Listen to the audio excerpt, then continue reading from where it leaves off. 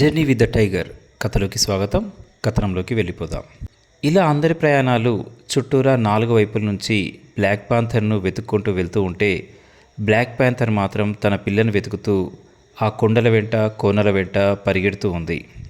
ఒక పక్కా వ్యూహంతోనే తను ముందుకు వెళ్తోంది. తన చిన్నారితో ఉన్న సమయంలో ఎక్కడ ఎలా ఉండాలో, ఎలా వేటాడాలో, ఎలా ఎవరితో సరదాగా ఉండాలో, ఇలా అన్ని విషయాలు ఒక తల్లిగా తన బాధ్యతతో నేర్పించింది ఆ బ్లాక్ పాంథర్.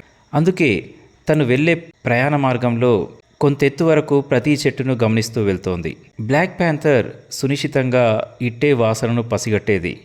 ఎక్కడైతే జంతువుల ఆనవాళ్ళు ఎక్కువగా ఉంటాయో అక్కడ తన బిడ్డను కాస్త ఎత్తుపైన కూర్చోబెట్టి తన వేటను చూడమని చెప్పేది. సులభంగా దొరికే జంతువే ఉన్నా దాన్ని కాస్త పరిగెత్తించి అలసిపోయాక ఆ వేటను తను పట్టుకునేది. తల్లి చేసే ఈ వేటను చాలాసార్లు ఆ చిన్న పసికూన చాలా దగ్గర నుంచి చూసింది.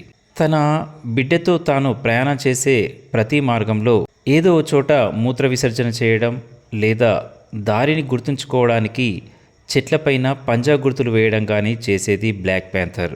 అందుకే తను ప్రతి చెట్టు యొక్క మొదలను గమనిస్తూ వెళ్తోంది. తన బిడ్డ ఉండే ఎత్తును బట్టి, తన బిడ్డ వేయగలిగే పంజాను బట్టి చెట్టు దగ్గర ఏమైనా ఆనవాళ్ళు ఉన్నాయేమో అంటూ చూస్తూ కదులుతోంది బ్లాక్ పాంథర్. కేవలం వేటే కాదు, ఏ సమయంలో ఎలా ఉండాలో కూడా తన బిడ్డకు నేర్పించింది. చిన్నపిల్లల హాయిగా గడ్డిలో పొర్లడానికి కూడా తన బిడ్డకు నేర్పించింది. సీతాకోక చిలుకలు కనిపిస్తే వాటి వెనకాల హాయిగా పరిగెత్తడం నేర్పింది. ఏవైనా జంతువులు, పక్షులు చెట్లపైన కూర్చొని రాగాలు తీసేటప్పుడు కానీ, కదిలేటప్పుడు కానీ వాట్లాగే నృత్యం చేయడం కూడా నేర్పించింది ఆ తల్లి. ఒక జంతువు ఒక అడవిలో ఉండాలంటే ఏ విషయాలైతే కావాలో దాదాపుగా అన్ని విషయాల్ని తన పిల్లకు నేర్పించింది బ్లాక్ పాంథర్. ప్రతిరోజు సరిగ్గా రాత్రి సమయంలో బ్లాక్ పాంథర్ ఒక గర్జన చేసేది. అదే పిల్లకు కూడా అలవాటైంది.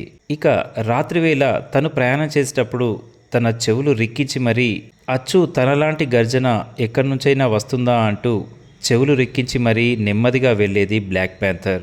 ఇప్పటికే చాలా దూరం ప్రయాణించింది. తన ప్రయాణంలో చాలా జంతువుల్ని చూస్తూ వచ్చింది. కొన్నిసార్లు ముందుకు వెళ్ళడానికి వాటితో యుద్ధం కూడా చేసింది. మరికొన్నిసార్లు తన పని మీద తాను ఓ పక్క నుంచి వెళ్ళిపోయింది. ఇలా ఓటమి ఎరుగని ఓ తల్లి తన బిడ్డ కోసం ప్రయాణం చేస్తే ఎలా ఉంటుందో అచ్చు అలాగే ఆవేశంతో మరియు ప్రేమతో తన ప్రయాణాన్ని కొనసాగిస్తోంది బ్లాక్ పాంథర్. అసలు తన పిల్ల ఎక్కడ ఉంది, ఏం చేస్తోంది, అసలు ఉందా లేదా కథనంతో పాటు వింటూ ఉండండి. ధన్యవాదాలు.